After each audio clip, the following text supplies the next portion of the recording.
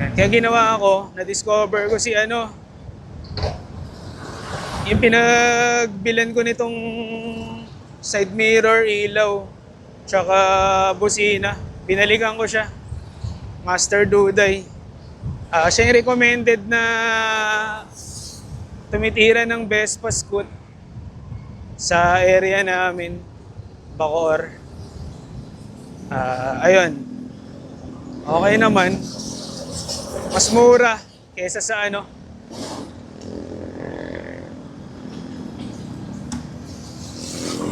mas mura kaysa sa tawag doon, sa Casa. Ang lapit pa. Diba? Saglit lang. 10 minutes away lang ako doon sa kanila. Second PMS ko yun, doon ko na pinatira kina Master Duday. Okay naman, tapos kitang-kita mo talaga yung ginagawa. Katabi ka lang nung motor mo.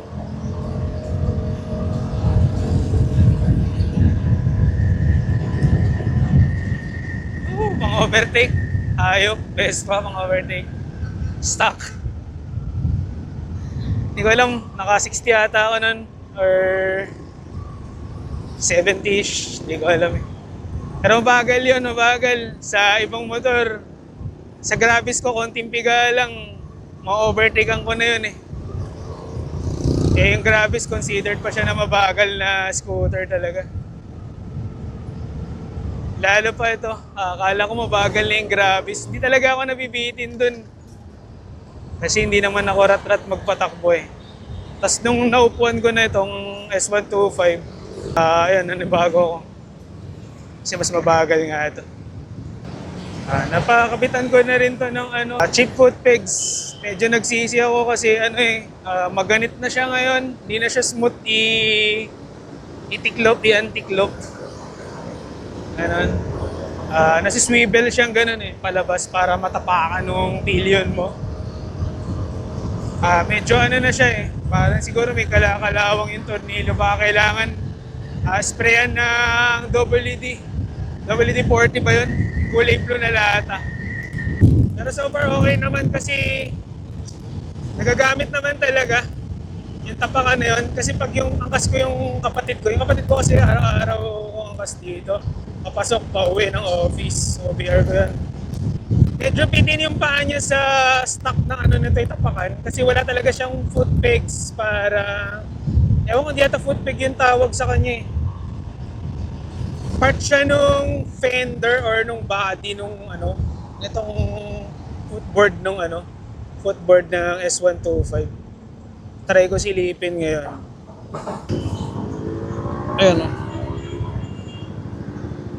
Ayan.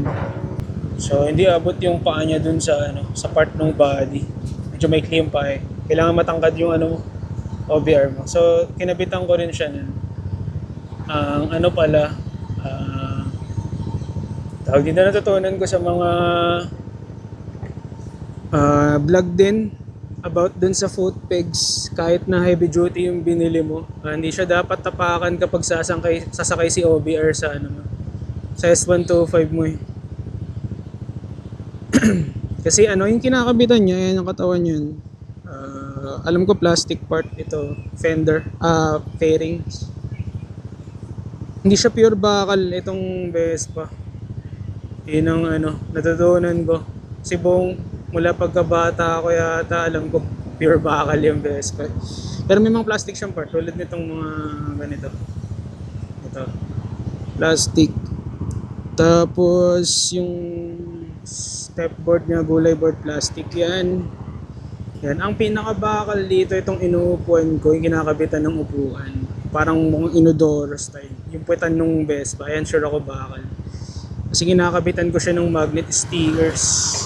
Huwag niyo siya papatapakin sa foot pegs. Kailangan sumakay na siya mismo sa upuan ng motor. Dahil plastic lang yung kinakabitan, baka mapunit.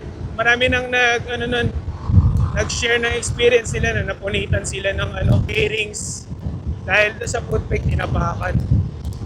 So ayan lang. Tips na rin.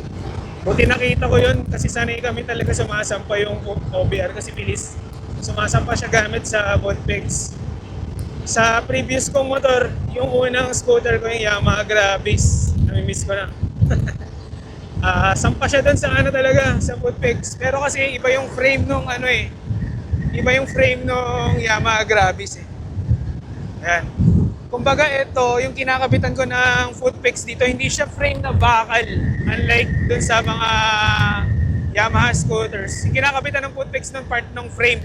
So kahit tapakan nila, matibay yung frame ng scooter, bakal yata yung tawag dun. Dito, sa plastic lang siya nakakabit. Huwag mo nang pasampahin. Kasi mahal tong ano nito eh, fairings nito eh, walang Shopee nito. Unlike sa tawag doon, sa mga Yamaha scooter, mabibili mo yung buong fairings mo 100% kahit palit ka ng kulay blue. Buong kulay blue mula sa kulay pula, mapapalitan mo sa Shopee.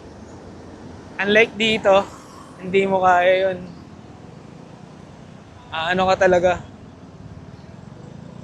Order ka siguro. Ewan ko lang, hindi ko pa na-check sa Shopee. Kasi minsan may mga Indonesia nagtitinda, may mga Thailand nagtitinda sa Shopee. Minsan may Japan din eh. Ewan ko lang kung legit yan ah. Pero ayun, hindi siya kasing accessible katulad ng Yamaha scooters na bumaba talaga yung parts sa Shopee. Makakabili ka. Kahit urig makakabili ka eh. Meron ako nabila na harness nun, na wire for tail light. Dati kasi may daga issue ako sa ano sa bahay.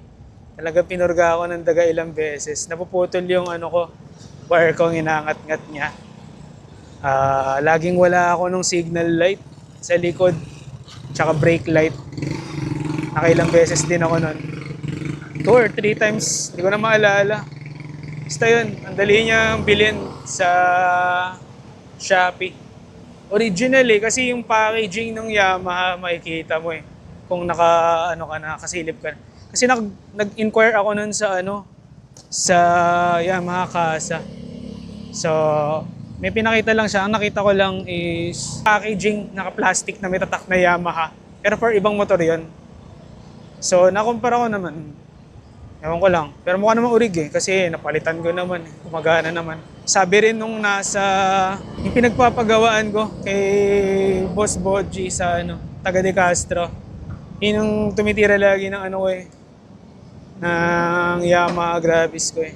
Dati. So okay na ako nun eh. Sabi niya original naman daw yung nabili ko sa Shopee. Ayan.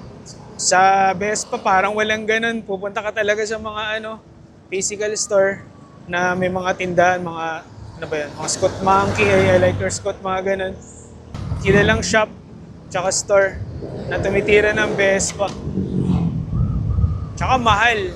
Yun yung isang downside nito kapag Vespa kay mga parts mahal.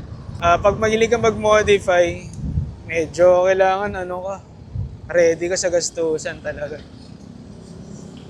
Pero sa akin, since okay naman ako, wala na akong masyadong kailangan i-modify dito. Laspagin ko muna. Dahil laspagin ko muna to.